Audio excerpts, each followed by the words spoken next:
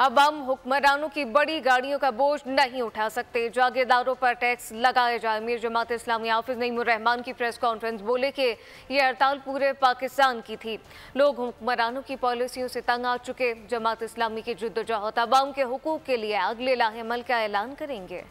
अब ये मुल्क इस तरह से नहीं चलेगा, इनकी अय्याशियों पर, इनकी नाइलियों पर, ये अवाम के ऊपर ये बोझ अब मजीद नहीं चलेगा। कितनी सनतें बंद हो गई हैं, मिलियंस की तादाद में लोग बेरोजगार हो रहे हैं। पॉलिटिकल पार्टियों का ये एजेंडा नहीं है। लोग जो हैं वो एक मरतबा फिर पुरानी सियासतबाजी शुरू कर रहे हैं, अवाम के लिए कोई बात नहीं कर रहा। अब लोग तंग आ चुके हैं कि अब इस तरह से ये सिलसिला नहीं चल सकता इन बिजली के बिलों पे। इस रिलीफ को हासिल करने के लिए अगर ये हुकूमत अपने मुआहदे पर अमल नहीं करेगी तो हमारे पास सारे ऑप्शन मौजूद हैं। लॉन्ग मार्च का ऑप्शन भी मौजूद है, हड़तालों के तसलसल का ऑप्शन भी मौजूद है, और फिर वहां पर किसी भी सूरत में बैठकर अपनी बात मनवाने का ऑप्शन भी मौजूद है। सारा इन्हिसार हुकूमत और उसके रवैये।